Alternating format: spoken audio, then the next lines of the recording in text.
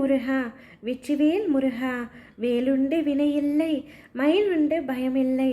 என் அன்பு தங்கமே, நீ இத்தனை நாட்களாக எதற்காக காத்து கொண்டிருந்தாயோ அது நடக்கப் போகின்றது.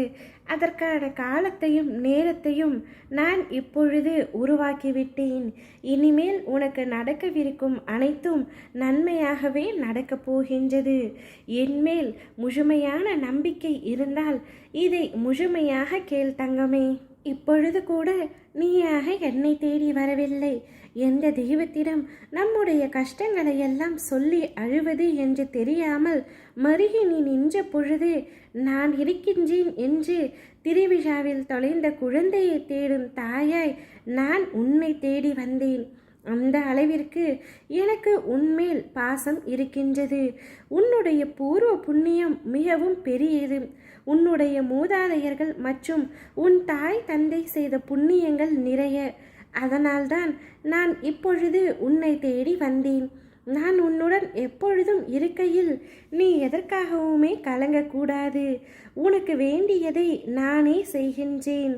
என் குழந்தைகளின் நல்வாழ்வுக்காகவே அவதரித்தவன் நான். நீயோ நான் தேடி கண்டுபிடித்த புதையல். இந்த புதையலை திரும்பவும் மண்ணில் வீசி எறிய நிச்சயமாக விடமாட்டேன். பல ஏமாற்றங்களால் நீ மனம் வருந்துகின்றாய். வருந்தாதே, எல்லாவற்றிற்கும் நிச்சயம் பதில் கிடைக்கும். உன் வாழ்க்கை ஒளிமயமாக மாறும் நாள் வெகு தொலைவில் இல்லை என்பதை மட்டும் நினைவில் வைத்துக்கொள்.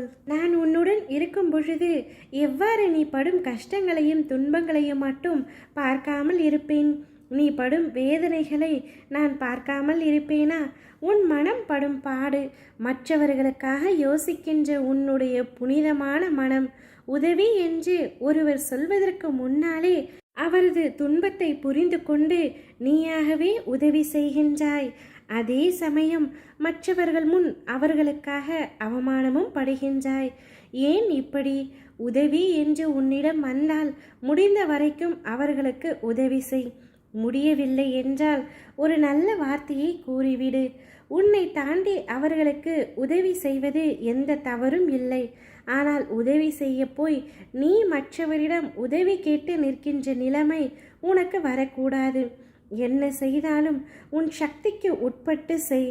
யார் மனதையும் காயப்படுத்தக்கூடாது, யாரையும் கஷ்டப்படுத்தக்கூடாது என்று நினைப்பது சரிதான். ஆனால் முதலில் ஒன்றை புரிந்து கொள். உன் மனதை காயப்படுத்தாமல் அது திடமான மனநிலையில் பார்த்து கொண்டேயானால் அவர்கள் உன்னை காயப்படுத்தினால் அதை சாதாரணமாக எடுக்கும் மனநிலைக்கு வந்துவிட்டால் அவர்கள் பேசும் எதுவுமே உன் மனதை அழுத்தாமல் இருக்கும். உன் மனதை காயப்படுத்தாமல் பார்த்து கொண்டாய் என்றால் மற்றவர்களை காயப்படும்படி எந்த வார்த்தையும் எந்த செய்கையும் உன்னிடம் இருந்து வராது. என் பிள்ளையான உனக்கு நன்றாக தெரியும், வலி என்பது ஒன்றுதான். அது உனக்கு ஆனாலும் சரி, மற்றவர்களுக்கு ஆனாலும் சரி, வேறு எதையும் போட்டு குழப்பிக் கொள்ளாதே.